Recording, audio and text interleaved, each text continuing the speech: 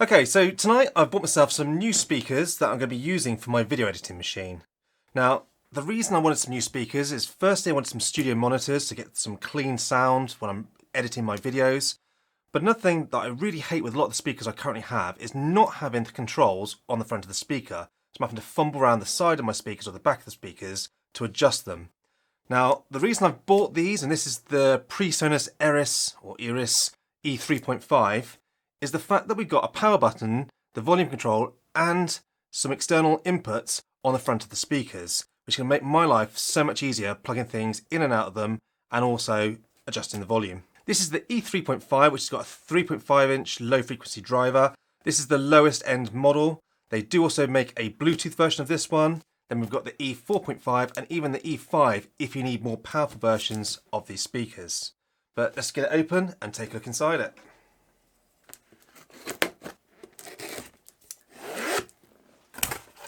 Okay, so opening the box. So we've got some foam feet for the speakers, styrofoam packaging, and straight to the speakers themselves. Quite light.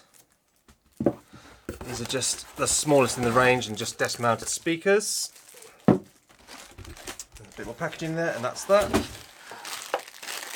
Inside the small packet here, let's take a look. Got our standard RCAs to a 3.5-inch jack so I can connect it to my PC. Got a male-to-male 3.5-inch jack. I'm guessing that's for the auxiliary at the front. And then we've got just a bit of speaker cable so that we can wire the two speakers together, which we'll do in a second. And then lastly, we just got our plug. I'm in the UK, so I've got my huge UK plug. Just a single 2-pin cable to connect to the speakers. Now, this is the master speaker. It's a bit heavier than the other one. This has got all the workings in this one.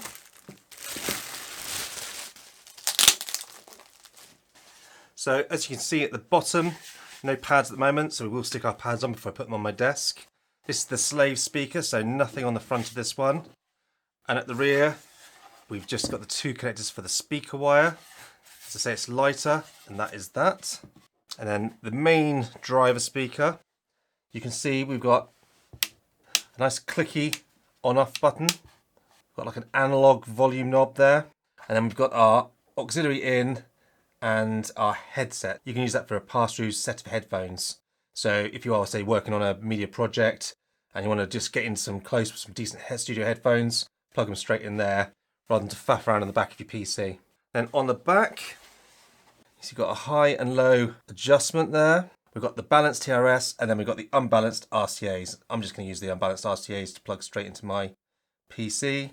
And then we've got the speaker cable connection so that we can just wire the two speakers together. Right, so I'm going to wire them up now quickly and then we'll test them, see what they sound like. Right, so we've now popped the speakers on my desk, set it up with my sort of Razer setup that's here. I've just plugged it directly into the laptop just to test it. Normally I would go straight in through the monitor.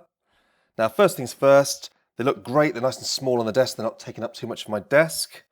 Love the fact that, say, we've got these buttons on the front so I can turn it on and off at the front of the speakers.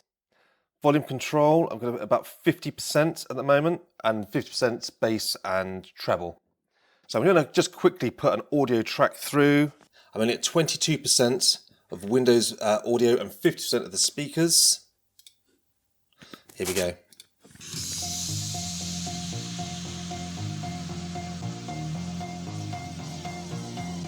Now I'm going to bring the volume up a little bit.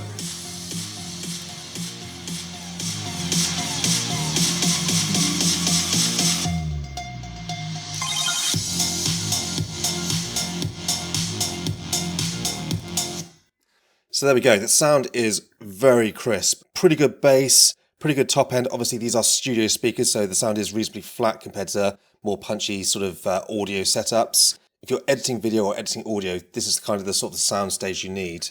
Now another thing that I like is that I can take my studio headphones and I can plug those straight in. I can then just plug this in to the headphones and it switches directly to my headphones through the speakers, so I don't have to faff around unplugging or plugging in audio jacks into the actual equipment over the other side of the desk. Something I really wanted from these speakers. Also, another feature that I really like is that we have the auxiliary port on the front.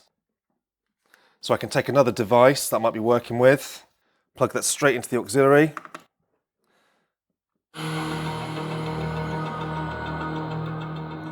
And straight away, that's coming through these speakers as well. So that can be really handy if you are working with audio.